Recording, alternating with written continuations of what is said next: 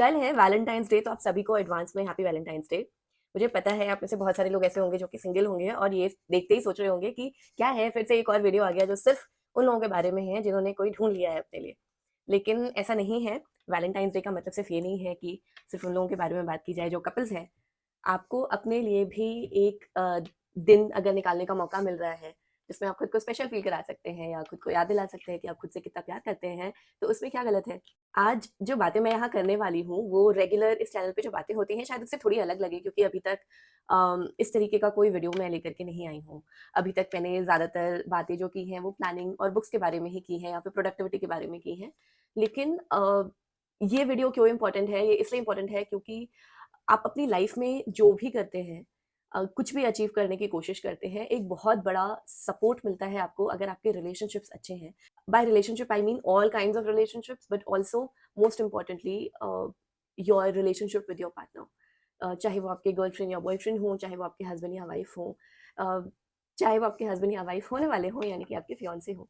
ये बातें मैं इसलिए कर रही हूँ क्योंकि अपनी ज़िंदगी के सबसे इम्पोर्टेंट जो कुछ साल होते हैं, उसका एक बहुत बड़ा हिस्सा हम अपने लाइफ पार्टनर को ढूँढने में या इस एंटिसिपेशन में लगा देते हैं कि वो कैसा होगा, वो कैसी होगी, या फिर उसकी खोज में या फिर उसकी चाहत में लगा देते हैं कि that you want a life partner like that और you want a partner like that. जब हम ये करना शुरू करते हैं ना, तो हम टीनेजर्स होते हैं। मतलब we are barely 13, 14, 15 years old, 16 or 17 years old when we start looking for a partner. And by the time we get a partner is actually very subjective.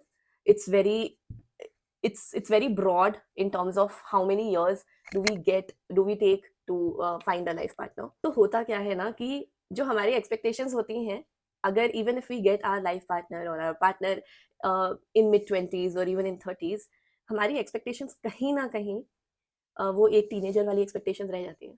और कहीं न कहीं because of our literature, because of our art या because of our upbringing, कहीं न कहीं हम romanticise करते हैं बहुत सारी ऐसी चीज़ों को जो शायद रियल लाइफ़ में या तो एग्ज़िस्ट नहीं करती हैं, अगर करती हैं तो बड़ी टॉक्सिक तरीके से एग्ज़िस्ट करती हैं। तो ये समझना बहुत ज़रूरी है कि आपको चाहिए क्या, और उससे पहले और इससे पहले कि आप ये जान सकें कि आपको क्या चाहिए, ये जानना बहुत ज़रूरी होता है कि आप खुद कौन हैं, आप खुद क्या हैं। जब भी कोई रिलेशनशिप स्टार्ट होता है तो वो बहुत अलग होता है, क्योंकि दोनों एक-दूसरे को बहुत ज़्यादा इम्प्रेस करने की कोशिश कर रहे होते हैं और इवेंचुअली धीरे-धीरे करके कंप्लेंट्स आने लगते हैं दोनों की तरफ से, या एटलीस्ट एक की तरफ से, कि तुम पहले तो ऐसे करते थे पर अब नहीं करते। तुम पहले तो ऐसे करती थी पर अब नहीं करती। तुमने पहले तो कभी ये कंप्लेन नहीं की, लेकिन अभी तो ये कंप्लेंट्स आ रही हैं। तो आई थिंक इसका बहुत बड़ा रीज़न ये होता है ना कि जब हमें वो इंसान मिलता है, तो हम अपनी ज़िंदगी का बहुत इम्पोर्टेंट पार्ट उसे बना लेते हैं, जिसमें कुछ गलत नहीं है। गलत सिर्फ़ ये होता है कि हम अपने आप को भूल जाते हैं। हम ये भूल जाते हैं कि हमें क्या पसंद है, हम जहाँ भी जा रहे हैं उसी के साथ जाते हैं। अगेन इसमें कुछ गलत नहीं है। आप बहुत ज़्यादा टाइम एक-दूसरे के साथ स्पेंड करते हैं, इसमें कुछ गलत नहीं है। ज़रूरी ये है कि उस बहुत सारे टाइम के अलावा वो थोड़ा-सा टाइम जो आपकी इंडिविडुअलिटी के लिए बहुत ज़्यादा ज़रूरी है, वो करना कभी मत छोड़िए। स्पेशली जब कपल्स नए-नए कपल्स बनते हैं ना, तो उस टाइम पे वो नहीं सोच पाते हैं इस बात को कि अकेले कोई चीज़ करना कितनी ज़्यादा इम्पोर्टेंट है। बहुत हद तक ये इसलिए भी होता है कि एक-दूसरे से मिलना कम हो पाता है, तो इसलिए जब भी हम कुछ प्लान करते हैं, तो उस इंसान को दिमाग में रख के प्लान करते हैं। लेकिन अपने साथ टाइम स्पेंड करना या अपने साथ डेट पे जाना, वो चीज़ें करना जो आपको पसंद है, ये उतनी ही ज़्यादा ज़रूरी है। क्योंकि आपका मन नहीं करता कि आप उस इंसान के बिना कुछ करें। लेकिन बात ये है ना कि वो इंसान भी हमेशा 24/7 आपके साथ नहीं रह पाएगा। तो इसीलिए अकेले या सिर्फ़ अपने दोस्तों के साथ बाहर जाना या वो काम करना जो आपको पसंद है, वो बहुत ज़्यादा ज़रूरी है। और बात एक और ये भी होती है कि जो बातें, जो चीज़ें, जो हॉबीज़ आपकी हैं या जो चीज़ें आपको पसंद है, ज़रूरी नहीं है वो आपके पार्टनर को भी पसंद हो। तो इस वजह से भी ऐसा होता है कि या तो हम वो काम करना छोड़ देते हैं, या फिर हम पूरी ज़िंदगी एक्सपेक्ट करते रहते हैं कि जो हमारा पार्टनर है, वो भी ये चीज़ करे। मुझे याद है ये चीज़ मैंने शायद अपने पेरेंट्स से सीखी थी। मैं ये नहीं कहूँगी कि उन्होंने मुझे सिखाया था, पर हाँ, मेरे पापा को ट्रैवलिंग बहुत ज़्यादा पसंद है और मेरी मम्मी को बिल्कुल भी पसंद नहीं है, और मुझे भी ट्रैवलिंग बहुत ज़्यादा पसंद है। सो ग्रोइंग अप जब मैं देखती थी कि मम्मी-पापा के साथ या तो जाना पसंद नहीं करती थी घूमने के लिए, या फिर अगर जा भी रही हैं तो उनका मन नहीं करता था घूमने का। उन्हें अगर घूमना भी है तो वो शायद कोई पिलग्रिम प्लेसेस पे जाना ज़्यादा पसंद करती थी।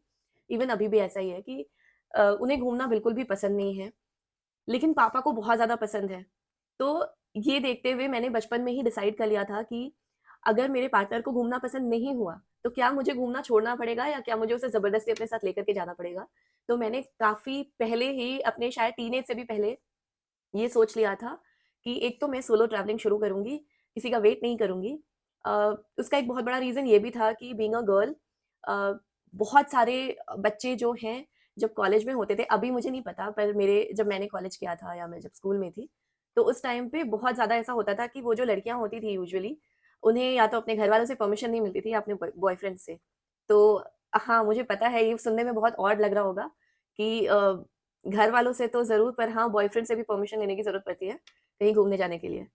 तो थैंकफुली कभी मेरे साथ ऐसा इसलिए नहीं हुआ क्योंकि एक तो मैंने कभी किसी का वेट नहीं किया, दूसरा अगर मुझे किसी से परमिशन लेने की ज़रूरत पड़ रही है, तो कुछ तो प्रॉब्लम है, क्योंकि मैंने कभी अपने घर से भी परमिशन नहीं ली है। मैंने उन्हें बताया है और उन्होंने मुझे बस हिदायत दी है कि बी केयरफुल या फिर वो खुशी हुए हैं कि ठीक है, वहाँ जाना तो ये भी है, देख लेना। तो क्योंकि मैं शायद एक ऐसे इंसान के साथ रह ही ना पाऊँ, जहाँ से मुझे परमिशन लेने की ज़रूरत पड़ रही है, हर छोटी-छोटी चीज़ के लिए। तो ये रीज़न था बट हाँ एनीवे बात ये है कि अ, बहुत सारे लड़कियाँ मुझे नहीं मिलती थी घूमने के लिए। लड़के मिलते थे घूमने के लिए तो एक तो मेरा जब भी प्लान बनता था, मैं चली जाती थी और फिर फ़र्क नहीं पड़ता था कि मैं किसी के साथ जा रही हूँ या फिर मैं अकेले जा रही हूँ। और दूसरी एक बात ये थी कि मुझे पता था ये बात भी कि मैं ज़िंदगी भर वेट नहीं करती रह सकती, अगर मुझे घूमना है तो फिर या तो मुझे अकेले घूमने की आदत डाल लेनी चाहिए, क्योंकि अगर मैं एक्सपेक्ट करूँगी और मुझे वो चीज़ नहीं मिली तो फिर मुझे बहुत बुरा लगेगा। तो मैंने अकेले घूमना शुरू कर दिया और ये बात शायद इसी वजह से बहुत जल्दी समझ में आ गई कि हमेशा जिस इंसान से आप प्यार भी करते हो या वो भी आपसे बहुत प्यार करता है, वो हमेशा हर चीज़ों में आपके साथ रहे या इवन आपका साथ दे भी, ये भी ज़रूरी नहीं है। और इसके लिए आप कंप्लेन भी नहीं कर सकते क्योंकि हर इंसान की अपनी ज़िंदगी है। अ, आप रिक्वेस्ट कर सकते हैं, अगर वो मान पाएँ, अगर वो उसे समझ पाएँ, तो अच्छी बात है, नहीं तो अब हम ये होर्डिंग लेकर के नहीं चल सकते कि मैंने ये रिक्वेस्ट किया था और तुमने उसे पूरा नहीं किया। तो इसी तरीके से बहुत सारी चीज़ें होती हैं जो आपकी इंडिविजुअलिटी के लिए बहुत ज़्यादा ज़रूरी होती हैं। मैंने तो सिर्फ ट्रैवलिंग का एग्ज़ाम्पल दिया, पर वो कुछ भी हो सकता है। जैसे मुझे क्लासिकल म्यूज़िक में सुनने में बहुत ज़्यादा इंटरेस्ट है, पर मैं एक्सपेक्ट नहीं कर सकती सेम चीज़ अपने पार्टनर से। वो शायद एक दिन मेरे लिए चला भी जाएगा, लेकिन शायद वहाँ जाकर के सो जाएगा और दोबारा कभी जाना नहीं चाहेगा। मेरी खुशी के लिए शायद साल में 1 बार चला जाए, पर रोज़-रोज़ तो नहीं जा सकता, लेकिन मुझे तो बहुत पसंद है। तो मुझे कुछ तो फिगर आउट करना पड़ेगा, या तो ऐसे दोस्त ढूँढने पड़ेंगे, जो मेरे साथ जा सकें या फिर अकेले ही जाना पड़ेगा। तो I choose to go alone even if I have to. मैं अकेले सोलो डेट्स पे भी जाती हूँ, even after having a wonderful life partner जो जिसको मुझे बस बोलने की देर है और वो हर बार बोलता है कि मैं भी चलूँगा। लेकिन फिर भी कई बार ऐसा होता है कि मैं अलग से टाइम निकाल करके सिर्फ़ अपने साथ जाती हूँ, जो मुझे पता है कि बहुत ज़्यादा ज़रूरी है। एक आध बार ऐसा भी हुआ है कि मैं चली तो गई हूँ, पर मेरा मन नहीं लगता। मुझे लगता है यार वो भी होता तो ज़्यादा मज़ा आता। लेकिन उसके बाद भी मैं समझती हूँ इस बात को कि ये बहुत ज़रूरी है कि हम अपने साथ थोड़ा टाइम स्पेंड करें। कई बार इवन ऐसा भी होता है कि या तो मैं अकेले चली जाती हूँ और वहाँ थोड़े टाइम अकेले स्पेंड करने के बाद वो मुझे जॉइन कर लेता है, या फिर अ, हम साथ में जाते हैं एंड उसके बाद उसे अगर कहीं और जाना होता है तो वो कहीं और अपने दोस्तों के साथ चला जाता है और मैं कहीं और चली जाती हूँ, या फिर वहीं अकेले थोड़ा टाइम अपने साथ स्पेंड कर लेती हूँ। तो ये तो हो गई सेल्फ लव के बारे में बातें। अ, और शायद कुछ हद तक एक्सपेक्टेशंस को डील करने की बातें।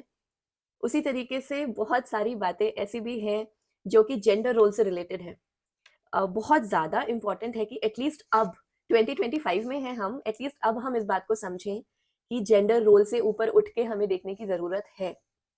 एक लड़की का क्या रोल होता है एक रिलेशनशिप में और एक लड़के का क्या रोल होता है एक रिलेशनशिप में, उससे बियॉन्ड देखने की ज़रूरत है। हमें शायद ये बोलना बंद कर देना चाहिए कि लड़कियाँ इस तरीके से सोचती हैं और लड़के इस तरीके से सोचते हैं, और ये बायोलॉजिकल और हार्मोनल होता है। बायोलॉजिकल और हार्मोनल कितना होता है? बहुत कम शायद, क्योंकि बहुत सारी चीज़ें हमारी अपब्रिंगिंग से रिलेटेड होती हैं।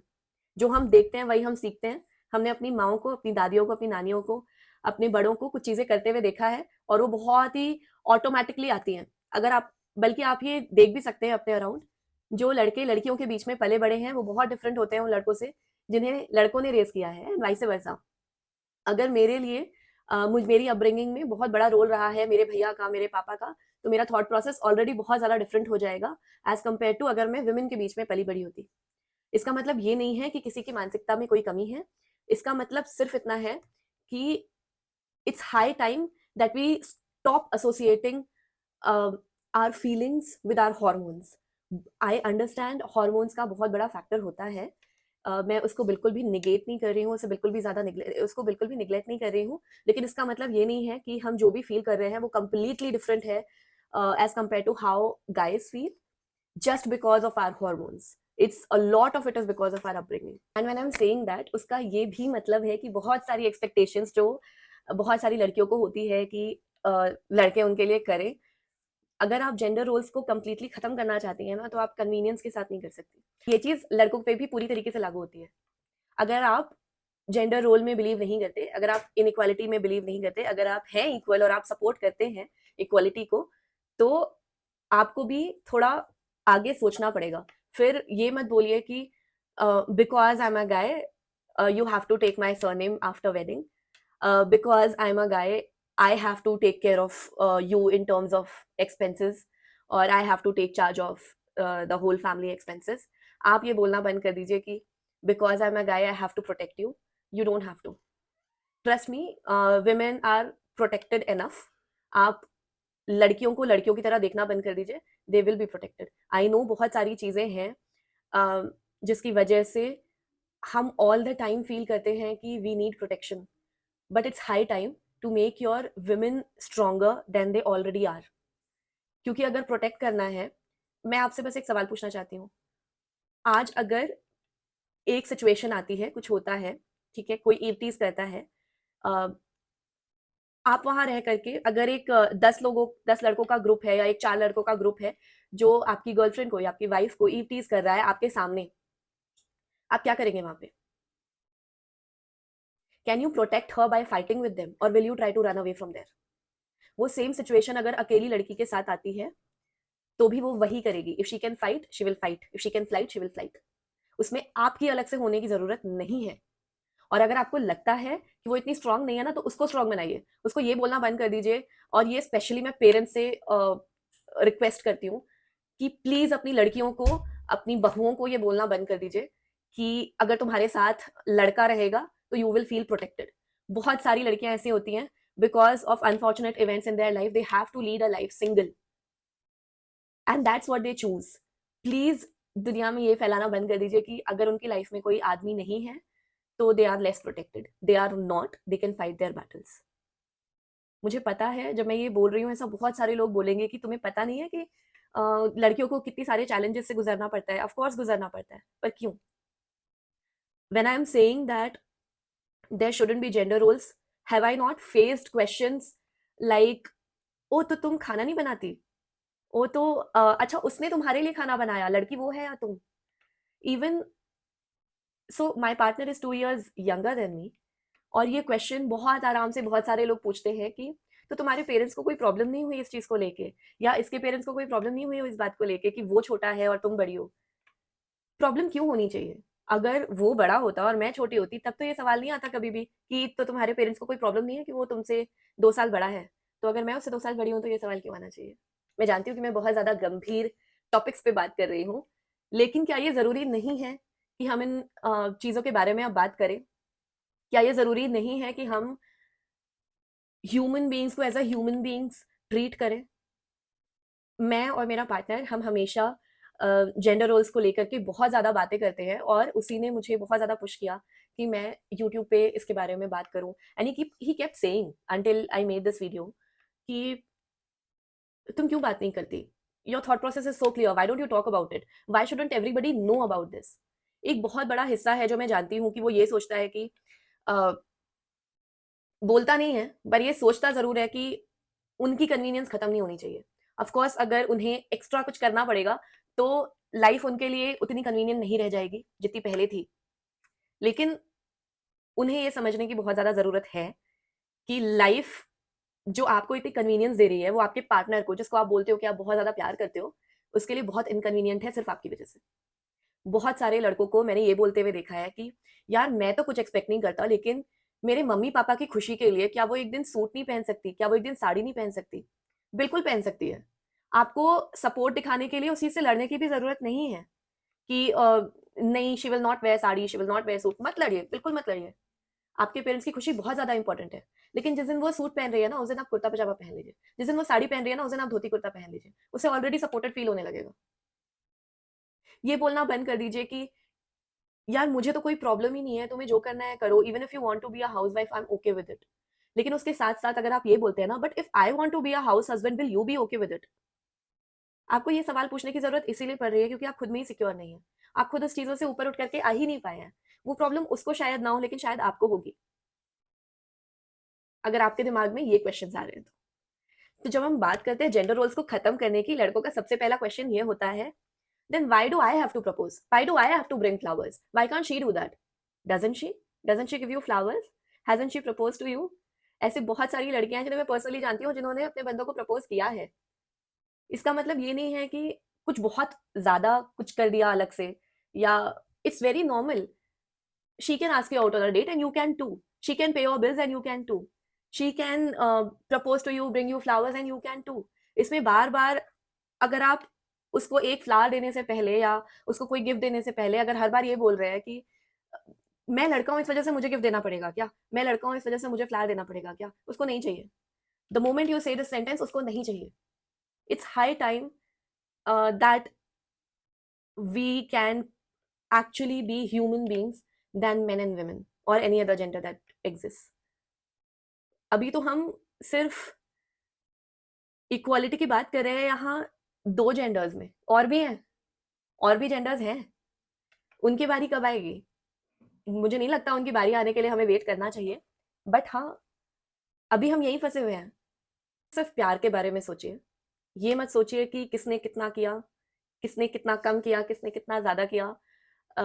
ये मत सोचिए कि किसको क्या करना चाहिए था बिकॉज़ ऑफ देयर जेंडर, या फिर ये मत सोचिए कि मैंने बोला नहीं तो क्या उसे समझ नहीं आया कि ये करना चाहिए था। प्लीज़ बोलिए, क्योंकि शायद उसे समझ में नहीं आया, या फिर अगर कन्वीनिएंटली भी नहीं समझना चाह रहे हैं, तो भी बोल दीजिए एक बार।